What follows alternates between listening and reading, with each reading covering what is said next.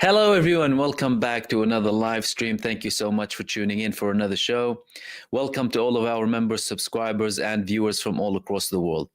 Tonight, we're going to primarily be talking about the rapid developments when it comes to Syria and new realities that are being implemented on the ground, with many talks about an imminent collapse of the Assad regime inside of Syria. How is everyone involved? Turkey, Iran, Iraq, Hezbollah, their change of tone when it comes to the Syrian revolution and the leader of HTS, al-Julani. What are the Syrian democratic forces doing? The main Kurdish movements in the east of Syria doing? What's happening on the Golan borders with Israel? How is Israel relating to the developments? Who are they communicating with? And the clashes that we already had between the Israeli army and some of the rebel groups in South Syria, including the close, potentially very close situation that is going to be decisive in Damascus. And this is a developing bit of information we have here. Every minute we have new information coming up, and we're going to be covering all of it in this live stream tonight. But before all of that, and with all of the developments when it comes to Syria, the main tragedy is happening in Gaza. In Gaza, in the past 24 hours, we've had over 63 martyrs, including 35 in the northern part of Gaza. The Israeli genocide army in the north has been conducting barbarisms beyond imagination. Today, we've had many videos coming out from the Kamal Udwan hospital, and with the hospital manager confirming that Israel attacked the hospital with 100 shells today, or 100 attacks were carried out on the hospital, including scenes of the Israeli army shooting at ambulances outside of the hospital, people trying to rescue people who are wounded outside, being targeted and murdered in cold blood. We also had attacks from the genocide forces in the southern part of Gaza near a school housing refugees, and the total number of martyrs in the past 24 hours was 64, including over 100 wounded. They also had a strike in Lebanon. Now, when it comes to Lebanon, the situation is very fragile. Hezbollah seem to be keen to preserve the ceasefire and potentially try and reestablish themselves when it comes to Lebanon, although up until the final day of the ceasefire, Hezbollah were giving Israel massive blows, including the biggest blows ever on central Israel. And Israel was in many ways forced to have a ceasefire, but they are trying to use the side agreement that they had with the United States administration to carry out as many breaches as possible. But today, there were casualties, there were martyrs in Lebanon. Reports say that 3 people were killed and 6 were wounded in an Israeli strike in Lebanon. All of that is coming with reports from Israel without naming the type of attack, how it happened, where did it come from. Explosions heard in central Israel. The main thing that could happen in central Israel is missiles, and the missile capacity both in Gaza and in Lebanon is able still to reach the central parts of Israel. The Palestinian resistance, they launched missiles on Israel several months back when they targeted the Tel Aviv area with 2 missiles, 2 M90 missiles. And Hezbollah, of course, they had their massive attack just days before the ceasefire took place, or even 1 day before the ceasefire came into effect. This could be a message without declaration coming from Hezbollah, because Hezbollah told Israel that if you carry out with these breaches, we will also attack. But they're trying not to announce this from their side so that they don't appear as a side taking this further, although they are entitled in accordance to the agreement that they have with France and the United States. But Israel, again, they are abusing the side document document that they had with the United States of America, saying that we have freedom of movement when it comes to Lebanon, and we can carry out attacks whenever we like without any repercussions. And Benjamin Netanyahu is saying that, well, we can carry out any attack that we want in Lebanon, and we will ensure that Hezbollah will not respond. We will enforce this ceasefire with force. This is the approach of ceasefire when it comes to Israel. So things are developing, things are getting heated. And although we are having talks about a potential ceasefire in Gaza, the catastrophe continues, and the scenes that are coming out are more horrible day after day. Again, despite the facts that we're having about potential agreements between the Palestinian movements and even Palestinian opponents in the form of Hamas and Fatah on the day after the war, and the management in Gaza, reports of progress, and Hamas officials meeting Turkish and Iranian officials. This is also indicating more involvement coming from Turkey when it comes to the mediation, as part of the demands that came from Hamas was the guarantors being extended to Turkey, Russia, and China. However, the talks between Hamas and the Turkish and Iranian officials as well could have been very much linked to what's happening in Syria, which leads me to Syria. Yesterday, we were talking about the potential understanding that is coming out between Iran and the rebels. To many people, this seemed to be something extraordinary. However, now we're having more confirmations and more evidence coming from Iran and from Hezbollah, Iran's main ally in the West Asian region, confirming that they do have a change of approach when it comes to Syria, its revolution, and even the leader of the HTS. Firstly, we had reports coming from Iran about the Iranian media all of a sudden, in particular since yesterday in the afternoon, starting to use a different terminology when it comes to the opposition inside of Syria. More talks in Iranian media that the Syrian armed opposition, usually Iran only used the term terrorists or takfiris when it comes to the armed opposition in Syria, and now they are using the term armed opposition in Syria. And in many cases, they are showing more of an understanding about what's happening in Syria. They withdrew from most bases that they have inside of Syria. The only location where there was an armed group belonging to Iran inside of Syria was in one of the shrines near Damascus, from a group labeled as the Fatimiyun, which consists of Afghani and other national armed groups protecting these shrines. But the biggest change of tone came from none other than Hezbollah. Hezbollah, they participated in the Syrian civil war. The opposition were blaming them of many crimes. From Hezbollah's perspective, they participated to protect their interests and to protect people only against armed takfiri or terror groups, as Hezbollah labeled them at the time. From the opposition side, they were criticized heavily for participating against the will of the Syrian people. And Hezbollah, at a period following the Syrian uprising, they had a decrease in popularity for many years, up until, of course, Al-Aqsa flood came, and they restored that by proving that they are indeed a movement that prioritizes Palestine and sticks to its origin when it comes to resistance. And the situation in Syria was different post 2011, and now we are dealing with a new reality. And this new reality is coming in the form of an introduction from Hezbollah all of a sudden about HTS.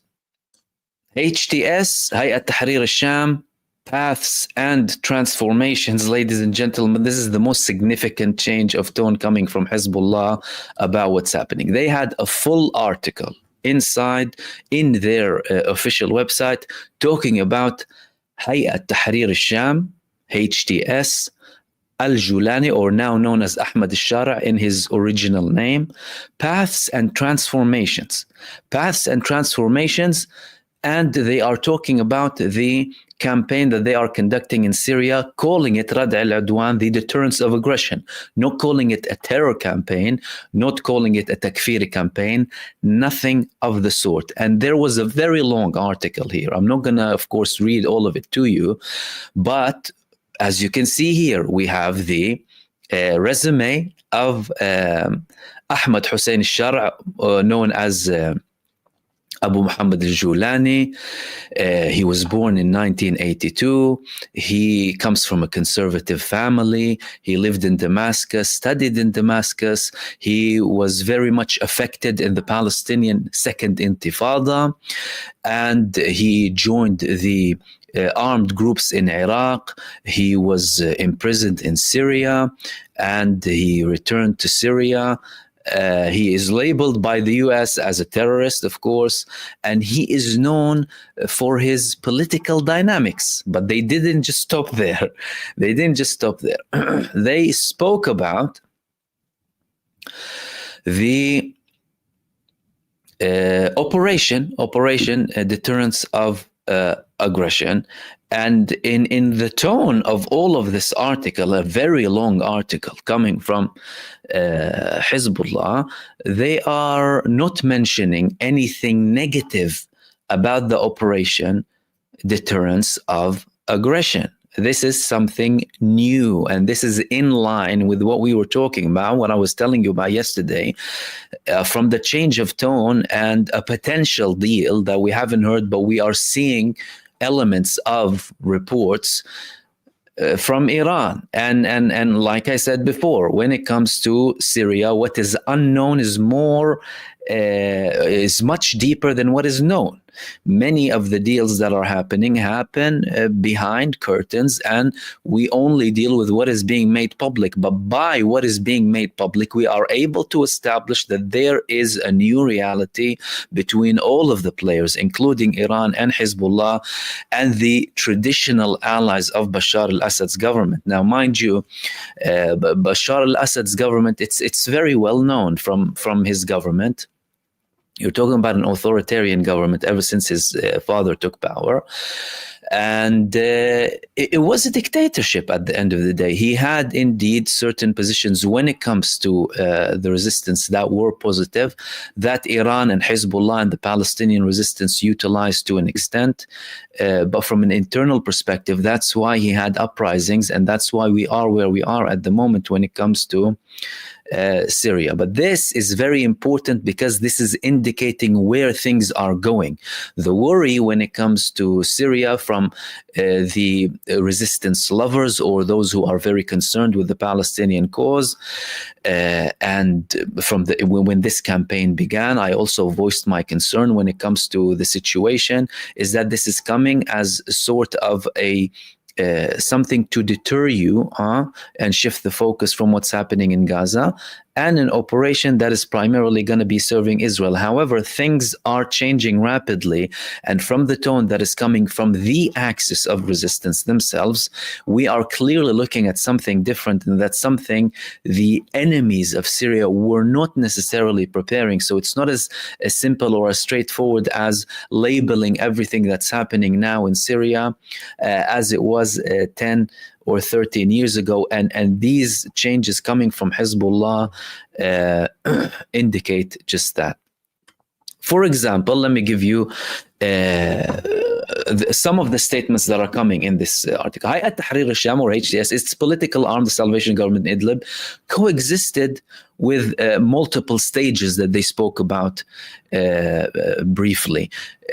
Before the experience in major regional and international transformations, Corona phase, the Ukrainian war, Al-Aqsa flood, and that they coexisted with those changes, neutralizing their opponents, reaching an understanding with friends, and their general commander, Abu Muhammad al-Julani, was appointed the path of comprehensive political solution to the Syrian crisis represented by the Astana meetings. The terminology is essential to understand what Hezbollah are talking about here. And we will get to what's happening on the ground in a bit, by the way. But this is very crucial because the main worry about people who are supportive of the resistance is what's going to happen between Syria and Lebanon, in particular Hezbollah.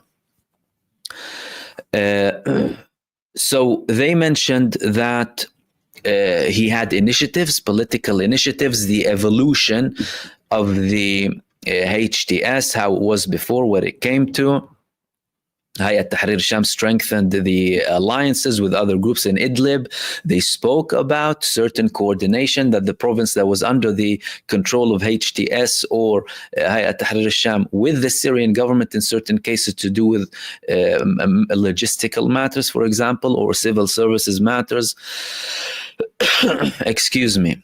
And they're also confirming the shift. That's an article coming from them, that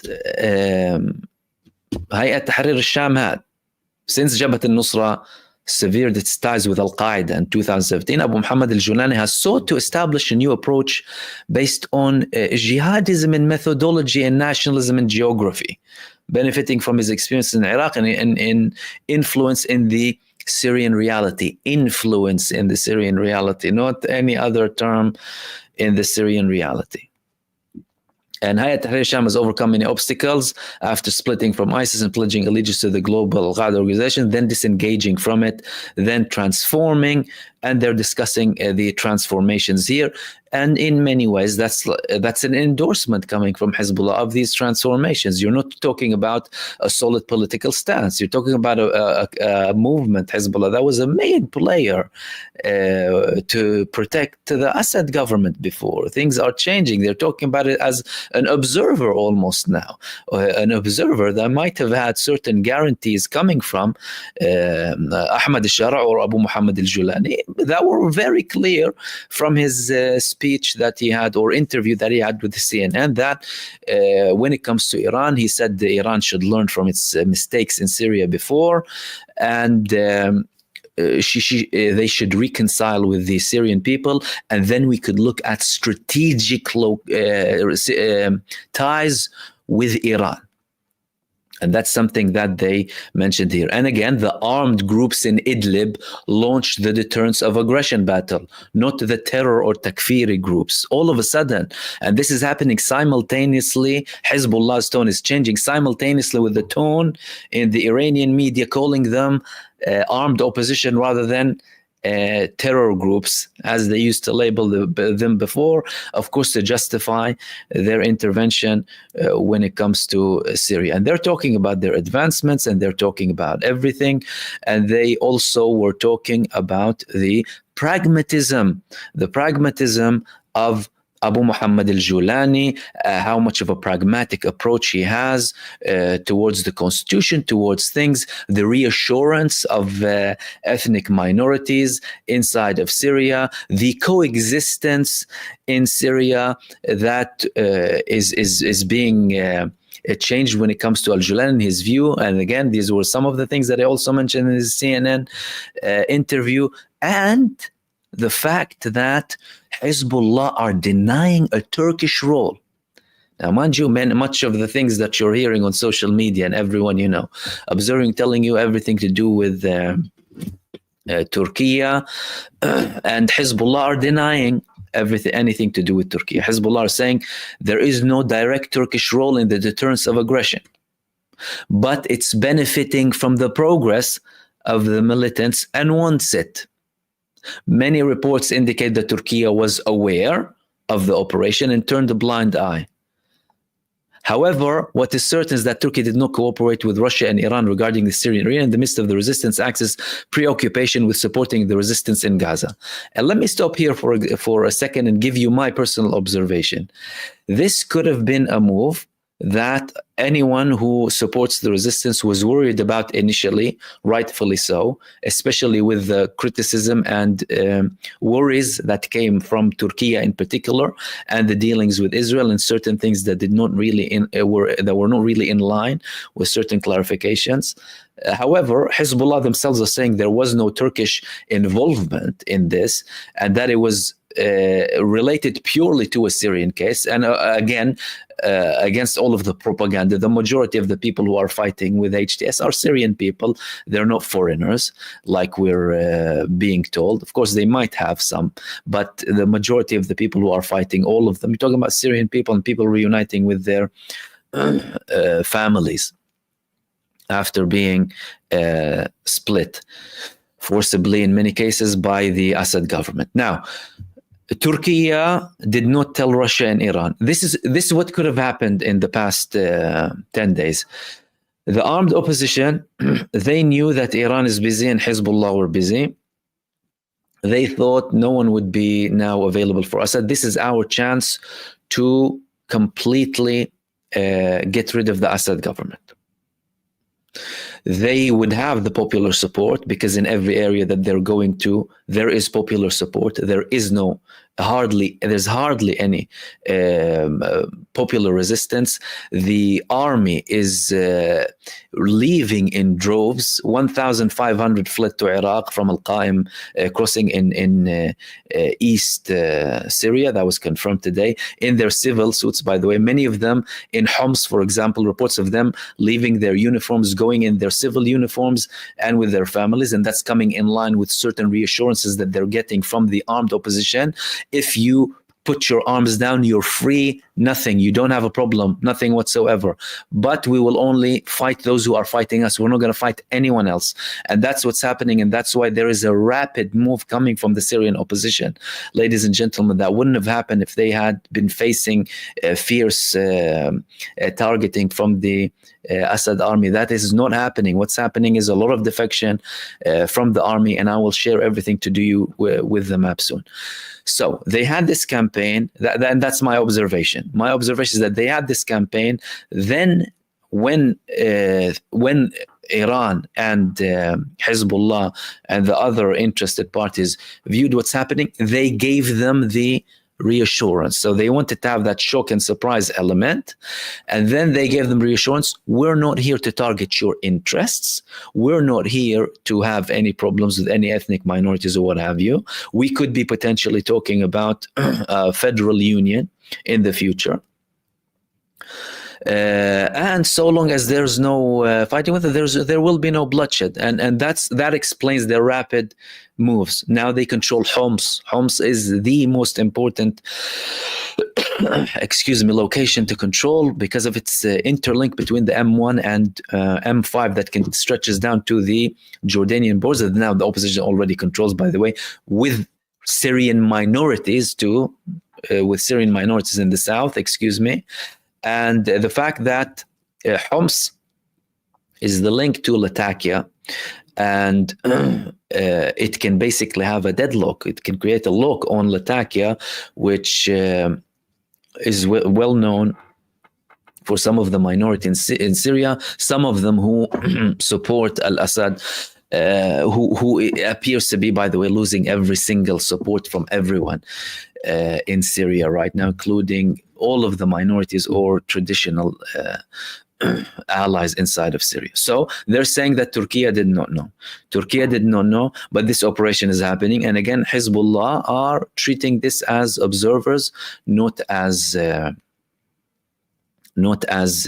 anyone participating, indicating that they will not be doing anything when it comes to neither them nor Iran nor Iraq, who previously sent some of their armed groups to help Bashar al-Assad and were criticized heavily for it. And at the time, this also created a split in levels of criticisms to Iran in its participation in Syria, regardless of their position with Palestine, that has been always supportive of the Palestinian cause, and this has been evident so far. But the Syrian case, it has caused a division, and in the early days of the Syrian uprising, there was a lot of uncertainty, lack of clarity, and there was a lot of upper hand when it comes to foreign intervention. And when it comes to what's happening now, well, the previous ambassador to the to Syria, the U.S. ambassador, Sir Robert Ford, he's saying that the United States is shocked.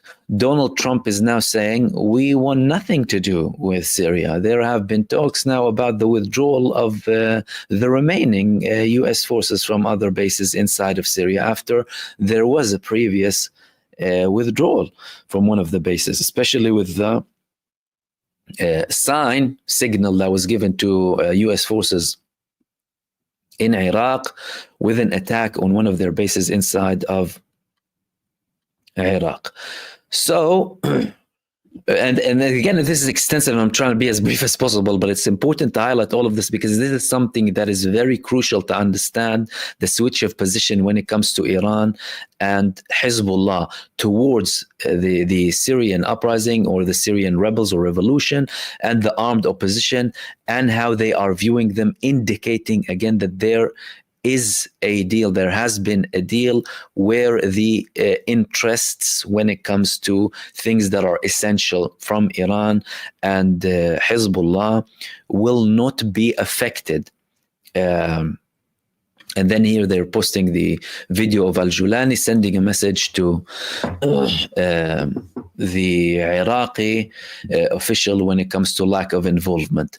And again, claiming that it's a less violent path to reach power, and lots of changes about Abu Muhammad Al-Julani saying, you know, quoting him saying, we congratulate the people of Hama, the victory.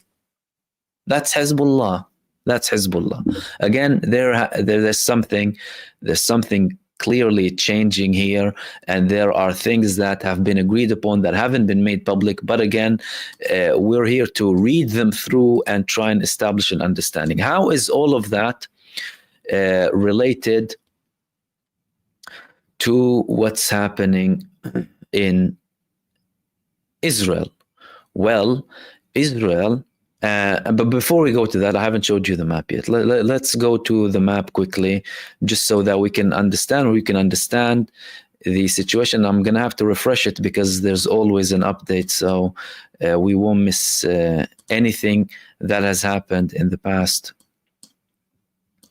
few hours. Bear with me a second. Syria.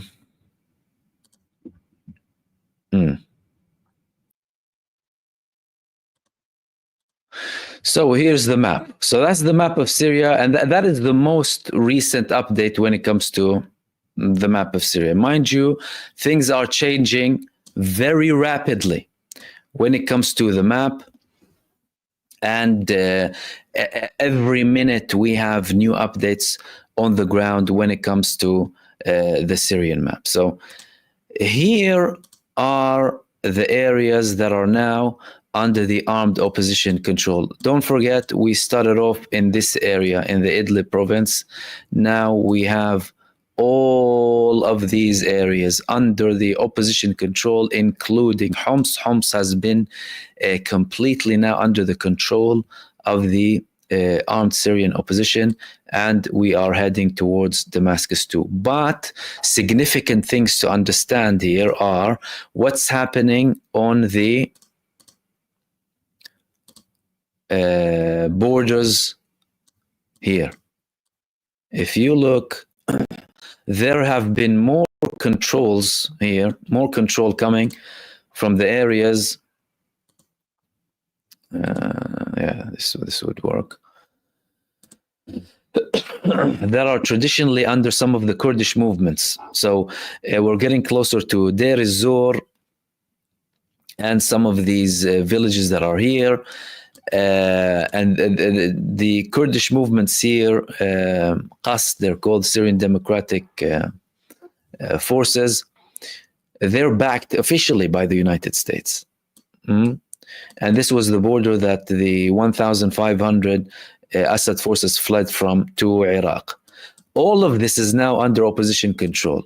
How did they all of a sudden control all of these areas, including Al-Suwaida? Suwaida, you're talking about minorities in Syria, and Dar'a and Sanamain, all of these areas up to now we're talking about it's potentially going to be hours, if maximum maybe days, up until they get hold of Damascus. There has been a publication about a control, right, an operations room of the south. So previously we were talking about the opposition coming from the north to the south up to Damascus, but now Damascus is being now the armed groups are coming to Damascus from the south. This was a massive surprise, and in these areas there were individual uprisings in some of them that fell under the umbrella of the armed opposition, including from ethnic minorities inside of Syria, that these areas are very well known for.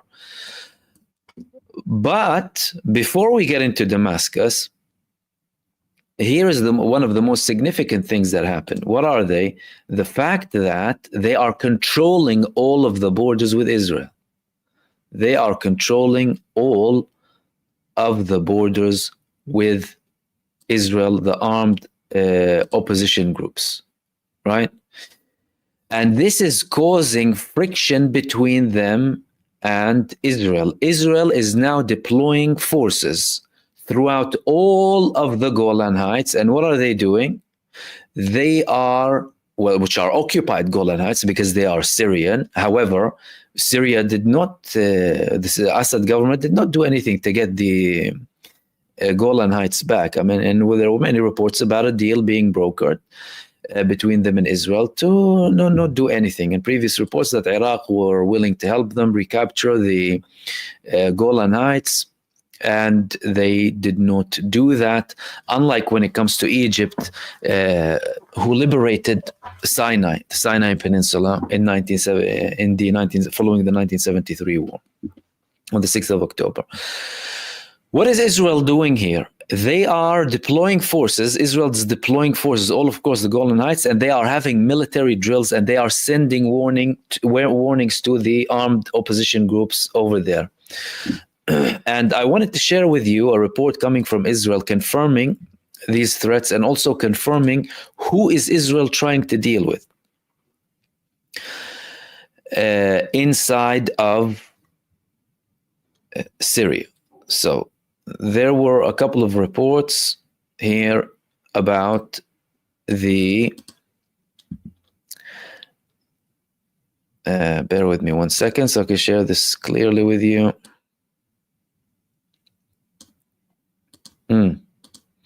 Here we go.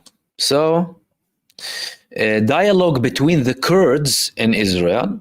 Israel always tries to capitalize on the Kurdish thing, by the way. And a threat to the rebels. The Kurdish stronghold, they contacted Israeli officials. According to this report, Israel sent a message to the rebels in southern Syria that the IDF would act forcefully if they dared to cross the border. Not only that, but there was another report saying what? Saying that Israel actually conducted an attack. They attacked the rebels in what they labeled as a very unusual move, an unusual incident where the IDF intervened and did what? Syrian rebels, according to Israel, again, their excuse, Israel's excuse, that rebels attacked a UN post in the buffer zone that was agreed upon between the Assad government in 1974 and Israel. So they're claiming that the rebel forces attacked it, and they went to protect the UN. Oh, how generous is that? People massacring infants in Gaza and targeting UN posts and destroying UNRWA schools, saying that we want to protect the UN. An IDF spokesman updated on the incident in the area of the village of Khadar near Majd al-Shams. An attack by armed men was detected, and the IDF assisted the UN force. This is the excuse, okay? But what we can clearly understand that something happened there. Explosions were heard in the Golan, firing by our forces, according to them. In the shadow of the developments in Syria, the army emphasized the deployed forces are reinforced at the front. This is the main reason for the military intervention. And And again, they are saying that we tried to protect a UN post.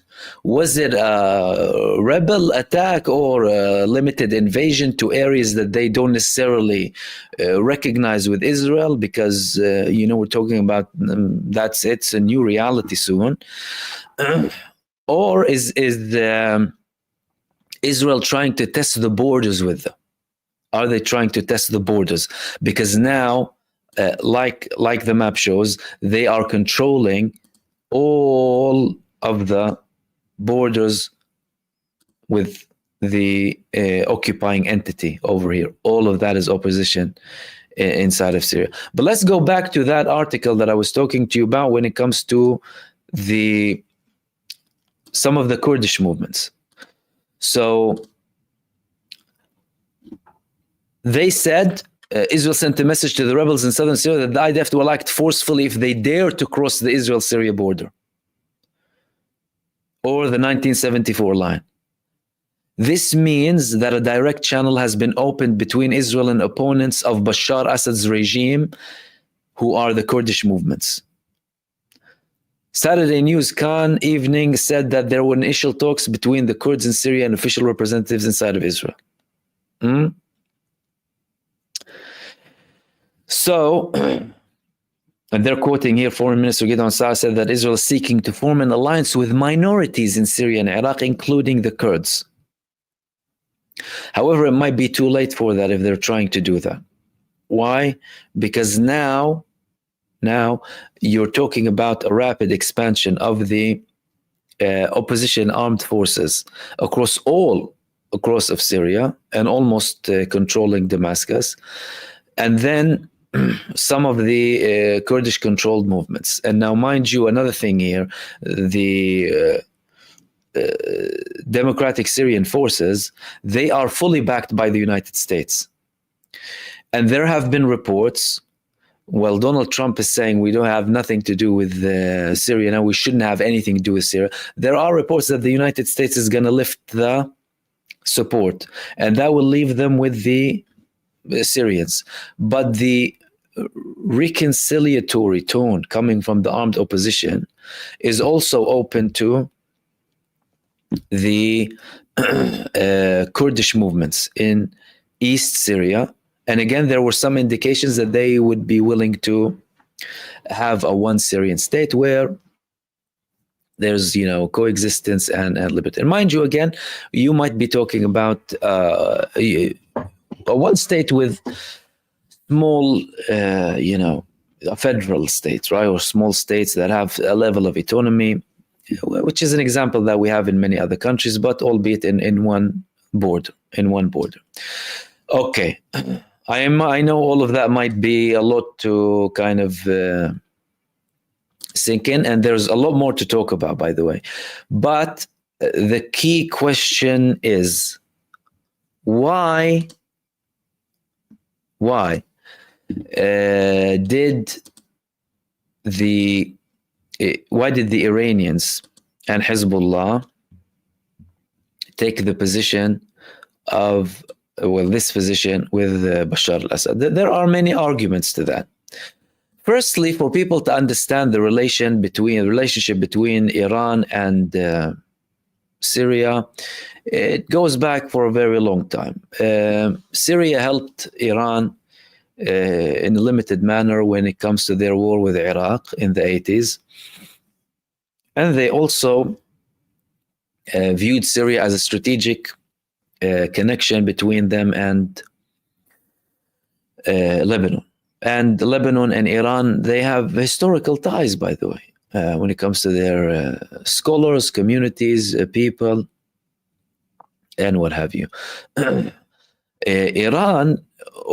Neither Iran nor Hezbollah agree with the way the Syrian government used to work, like, one party, and you're talking about a religious interpretation, within Islam when it comes to Iran and Hezbollah, and they had their differences with the Assad government.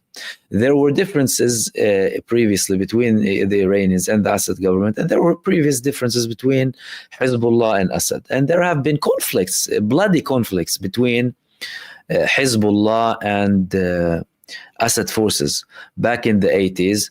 And many of them have been clarified by or spoken about by one of the previous secretary generals of Hezbollah, who not many people talk about, Subh al-Tufaili, who heavily criticized Hezbollah for their participation against the Syrian revolution at the beginning of 2011. He had another speech recently as well, where he advised the people, well, the Hezbollah members, not to have any participation and apologize and have some sort of a reconciliation when it comes to Syria, because we're talking about a new phase and we're talking about a new reality. And he posted a video. It was, of course, in Arabic, and I'm not going to like translate all of it.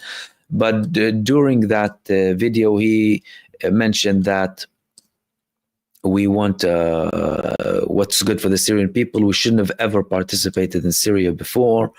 And I think Hezbollah should make the right decision now by,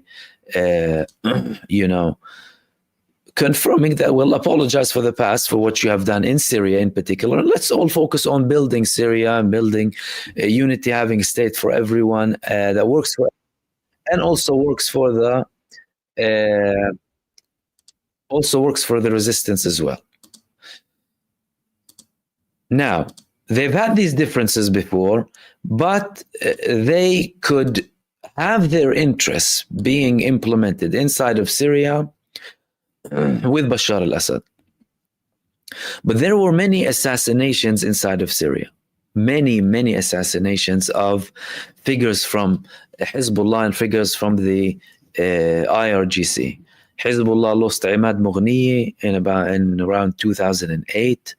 The IRGC constantly suffers losses, and there were suspicions before that, well, someone is saying something from within, because we're not talking about one occurrence.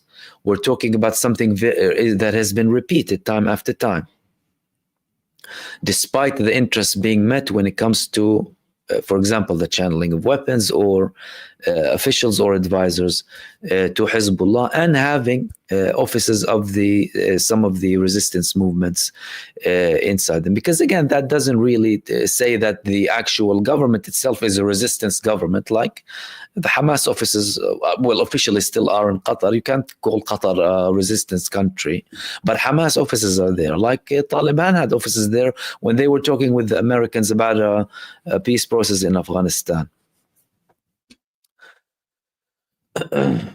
Did they see something from the Assad government or from Assad directly that they did not like? We were talking yesterday and the day before about proposals or observations coming from Israeli journalists and a lieutenant colonel who's resigned, Amit Yagur, yesterday, saying that we might have to help Assad because we prefer an enemy we know over an enemy we don't know. But now they have no chance to do anything for Assad, by the way, because there's a rapid expansion. It's like they have no... it's almost unstoppable what's been happening clearly. And again, that was confirmed by the Hezbollah report previously, that the expansion coming from the armed opposition has been dramatic and very well prepared for. It has been a very significant and very calculated campaign. They're admitting it's a campaign. It's called the Turns of Aggression, and that they prepared for it for over a year, for them to control so much territory when it comes to Syria so quickly, starting off at Idlib, and all of a sudden Hama, Homs, now south of Homs, close to the Lebanese borders, and then going all down, going up to Damascus from the southern parts. There were,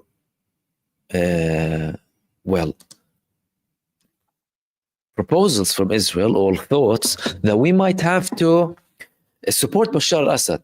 And senior figures in Israel, we might have to support it, because we don't know these people. We don't know these people who are coming. Again, unlike the narrative of some people who talk about the Syrian a situation that you're talking about only CIA-backed operatives and what have you. So there was another report in Bloomberg that said that actually Assad now is proposing to deal with the US, is making overtures to the US. Says he's open to a deal. What's that deal? To cut the ties with Iran. Well, Iran could have clocked onto it before you. Iran could have clocked onto that fact before Assad made that proposal, or could have seen things going there, and therefore they did not provide the support. Otherwise, how can you explain that there was no participation all of a sudden from Iran, and the change of tone when it comes to Hezbollah, and the lack of support from Iraq and Russia? What is Russia saying, by the way? Have you heard Lavrov? Sergei Lavrov, he had a long statement in which, and he had meetings with Turkey as well, where he was talking about the developments in the region. What did he say? He said, we are looking for an implementation of international resolutions and seeking to stop the bloodshed in Syria. As if nothing happened. Sergei Lavrov. We fought in Afghanistan and then we dealt with the Taliban. Why would Lavrov say that? Lavrov is preparing the ground to deal with the new Syrian opposition. We had blows with Taliban before, and then we dealt with Taliban. What does that tell you? That tells you that you're looking at a new reality, a reality that came as a shock, has been imposed, took everyone by surprise, gave the reassurances that are needed primarily for the Syrian people, or the majority of the Syrian people, or they say saying to all of the Syrian people, but you will still have people, of course, not supporting them. And then to the international key players when it comes to Syria, primarily the sides that they knew participated before to help the Assad government in the form of, well, Russia and Iran and Hezbollah. And some of the Iraqis, but Iran basically, because Iran calls the shots. So what are we left with? Well, we're left with more questions to be asked in the future.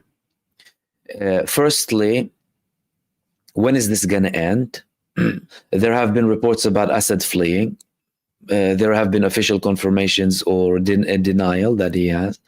There was a denial also from the Minister of Defense in Syria saying, don't believe anything you see, it's all propaganda, although we're seeing all of the videos of control inside Homs, inside Halab, in the south. So, I mean, I'm not sure what propaganda he's relating to. And one of the worst things were, one of the interviews that one of Bashar al-Assad's main key figures in the army having an interview yesterday while he was drunk. And he was being asked about the situation and what's happening. And he clearly, man, was intoxicated, saying, in the morning, I look at the sun and I see Bashar, and in the night, there comes the moon and I see Bashar. I'm not sure how effective that would be when it comes to the effectiveness of the armed forces that are loyal to Bashar fighting on the ground with this rapid expansion that's happening. Damascus is the last bit. Even if the opposition controls Damascus tonight or tomorrow, there's still going to be a lot of things to be done. Unless that is, agreements have been reached, and clearly the armed opposition has had some sort of understandings with key elements inside of Syria, from the Syrian people to many in the Syrian army. That's why we had so many defecting and so many putting their arms down, putting their weapons down, and just wearing their civilian clothing, and many of them fleeing. Some people are expecting the battle when it comes to Damascus to be significant. However, from the coming reports from Damascus, they are the armed forces of that are loyal to Al-Assad. They are leaving their positions, so it's clearly not stopping. After that, we would be looking at, well, the other locations, the coast, Tartus, and then the Kurdish controlled areas inside of Syria, and whether they will reach an agreement with them or not, and many things that will happen in the coming days that will hopefully continue and cover. And I think I wrapped up, everything. You can talk a bit more, but that's about it for this live stream. I hope I clarified for you. Again, you will have more questions probably. Let me open the space up for you, see if you have any questions or comments from the community. And if you wouldn't mind, if you have any, just highlight them for me. And again, thank you so much, everyone, for tuning in. Kenny, thank you so much. People are quick to turn the situation into black and white versus good and bad. All parties have their interests. Well, look, all parties absolutely have their interests. But when it comes to the things that are happening on the ground, you clearly need to read everything that's coming from all sources. It has never been black and white when it comes to Syria. And there are levels of oversimplification. Generally, and I think many people find comfort in that. And if some people find comfort in someone telling them, "Oh no, this side and only," and that's it, that's fine. You know what I mean? From my perspective, the way I see it is, there have been things that weren't necessarily clear that are being clarified. You observe them.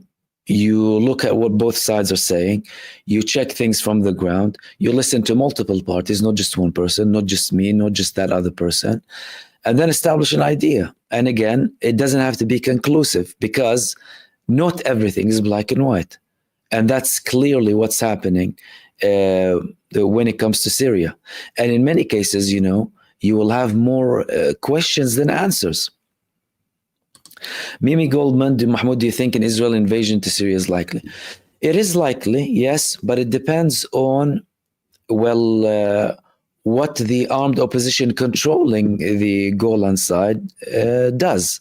So I think they would prioritize now not to give excuses to anyone to intervene.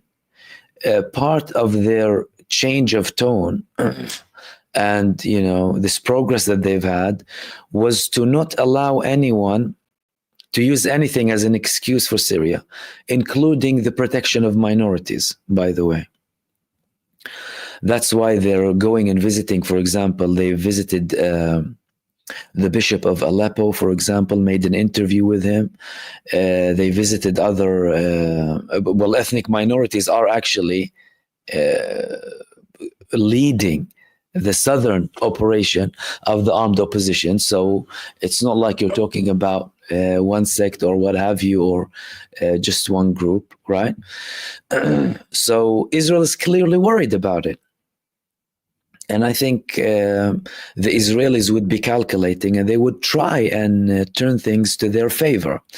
How, when, with what capacity, with direct involvement through creating infighting, if they want to support certain groups based on the condition that they have certain actions against some of these movements. Because one of the things that would work in favor of Israel is if there is infighting. Well, so far Iran said, well, we're not going to participate in infighting. Let the people of Syria decide their fate. And if Assad and his forces are strong enough, and he has enough support militarily and from the public, they will confront these people. It's the Syrian people's case, right? If other players within Syria would be willing to start and sparking things to do with sectarian violence and what have you, then that would work in the favor of Israel. I think that would be something that Israel would like. I mean, Israel has liked the situation for a while, and they've had a lot of attacks inside of Syria using the fact that, you know, there were areas controlled here, areas controlled there by the government or by the opposition. And again, you can't say that, oh yeah, well, all of this is good and 100% support. No, there are more questions than answers. Firstly, the phase of control. Secondly, what would come the day after?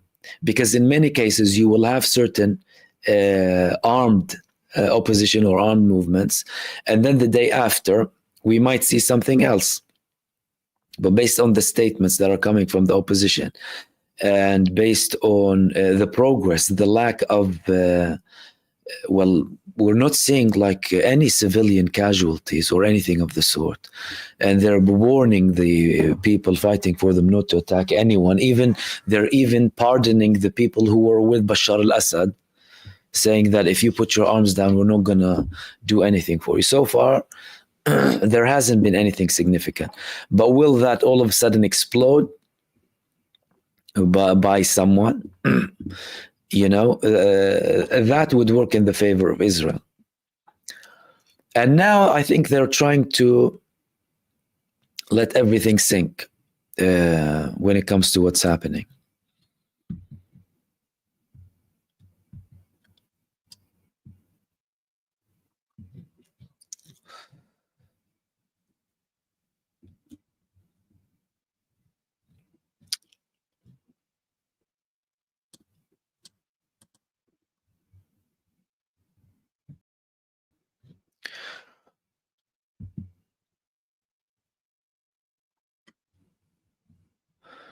Okay, let's see if you have anything else.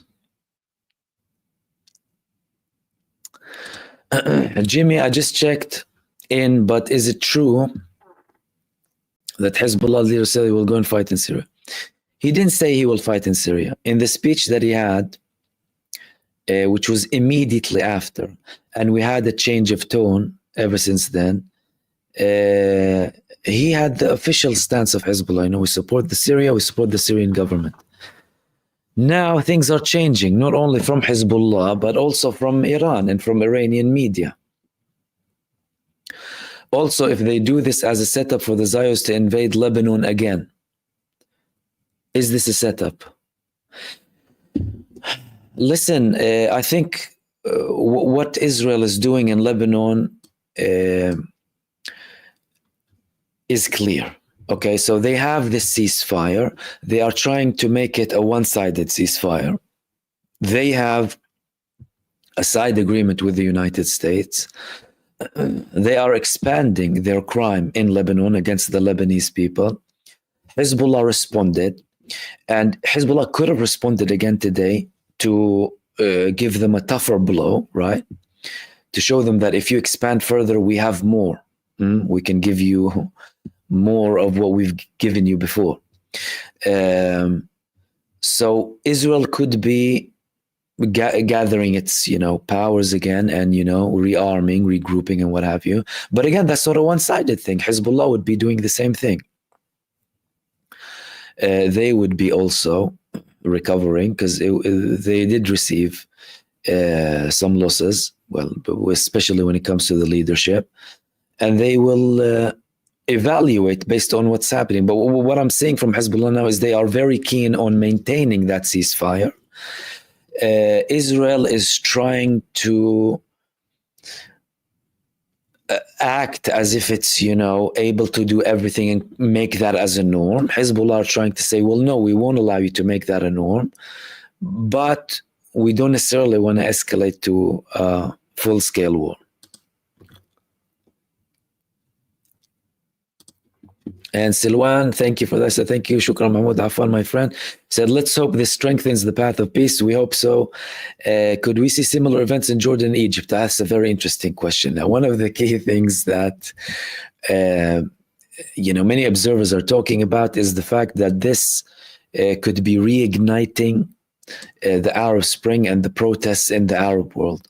And the majority of the talk was about Egypt, but there was also something when it comes to Jordan. I think the Arab population had mixed opinions, like the global population, on the Arab Spring, like they did with the Syrian revolution or uprising.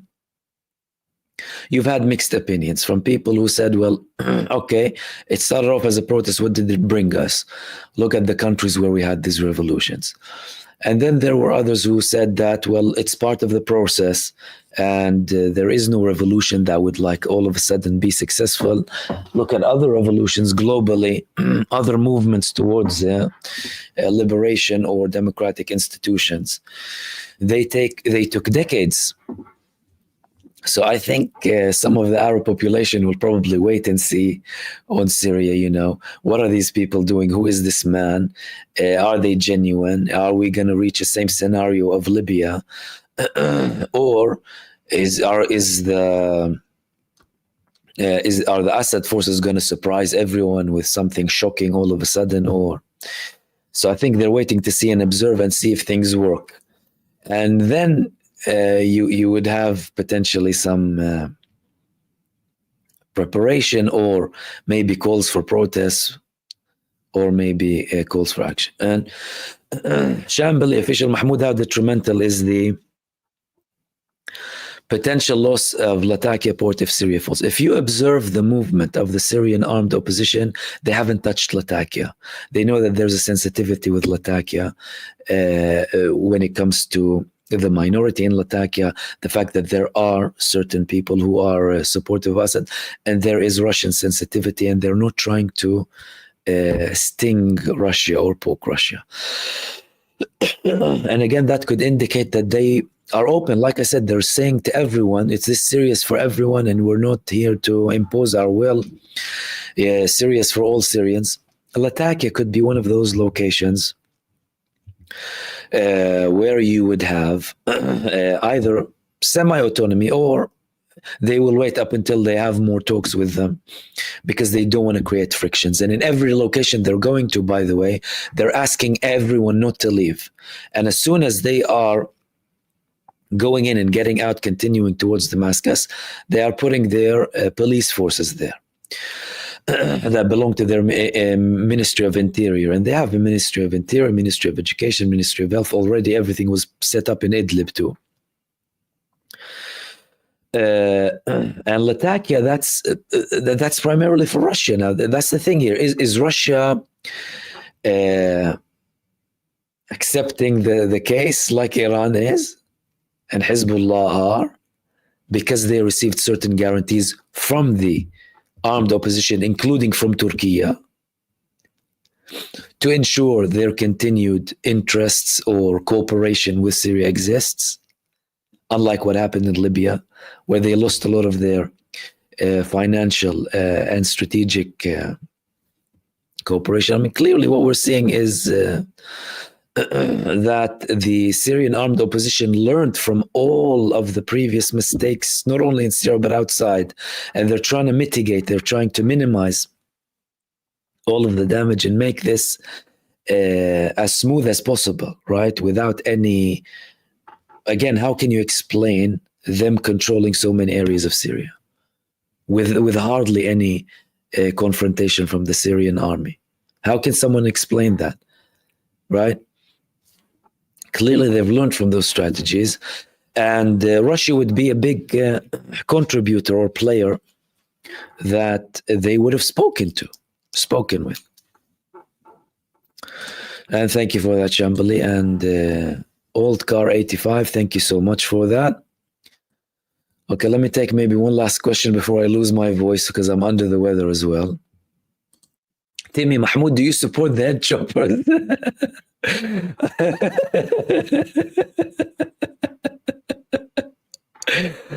I am here to read what I'm seeing and give it to you. And some people would like me to have a stance that is directly supporting this or that. I have been called an Assad supporter, and I have been called a the agents of Turkey supporter. What I'm doing now, I'm like you, I'm observing, but I'm just doing the job of observing and telling you what's happening and raising questions and hopefully trying to get to a certain conclusion before having a very strong opinion or trying to stick to an opinion that I had and trying to protect it by any means. That's not my purpose here. I think we should base our understanding and reading based on the developments. I don't necessarily support any of the people who I see now in Syria, especially those who I really don't know. I'm here to read what's happening, share my opinion based on the information that I'm hopefully sharing clearly with you. And I'm not trying to be an ideologue who is only one-sided. And I'm also not trying to blame all of the other side as if they are traitors, unlike what some people are doing now. And of course, that doesn't serve the Syrian people. And that doesn't serve the Palestinian cause. I think what we should be doing is being open and transparent and understanding, read, share our views, and not be judgmental about people if they haven't necessarily reached a conclusion that we have. Because firstly, I'm not claiming that I have reached a conclusion. Secondly, if I reach a conclusion, I'm not claiming that I'm right. So it's as simple as that. That's why I have respect for people who have other conclusions when it comes to Syria, so long as they have respect for my conclusion. Because if they don't have respect for my conclusion, I want to have respect for them altogether. And it's important to have this common respect and also understand that people will see things differently. I try and be very truthful to myself, primarily based on what I see, even if that could be wrong eventually. I don't have a problem in sometimes potentially being wrong. It's not a problem. But I'm at least truthful to myself and truthful from what I see on the ground. And I'm in communication with everyone when it comes to Syria, people who support Assad fiercely, and people who are staunch opposition supporters from the get-go. And again, trying to see what's happening from both sides and calling for what is best for the Syrian people, something that would be with the least bloodshed, something that would be peaceful and good, that would lead to the Syrian people having freedom and justice, because no one can deny, even those who support Assad to a large extent, that Syria has been under authoritarian rule for ever since the Assad government came to power, his father. So, in short, no. Timmy. And Walid B, thank you so much, my friend, for your super. Much love, my friend. And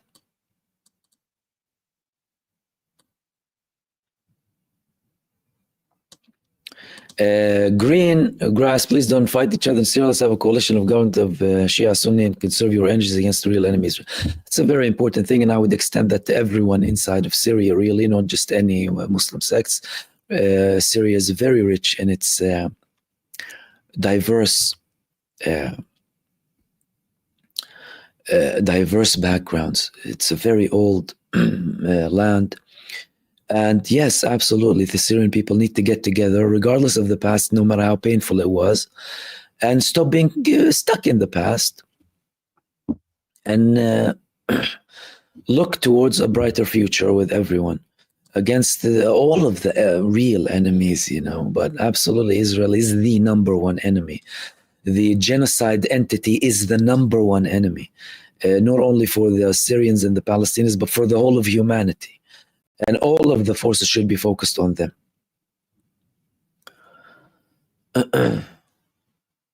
And Jimmy, you're saying I need some honey. Yeah, I'm doing honey. But yeah, you're gonna see a lot of this voice with a lot of talking in the next couple of days. Okay, we'll wrap it up here, guys. Thank you so much for tuning in and for participating. Gullyberg, thank you so much, everyone who sent supers. Walid B, Old Car 85, Greengrass, Silwan, and Kenny, thank you so much for that. Everyone else, thank you so much for participation. And of course, apologies if I haven't reached all of your comments. I will hopefully have a video for you after this and another 1 or 2 videos, depending on what I can do. Really, yesterday I had 2 videos. Tomorrow as well with the latest developments. In the meantime, everyone, stay blessed. Take care. Enjoy the rest of your evening. And I will see you soon in the next video. Peace, everyone.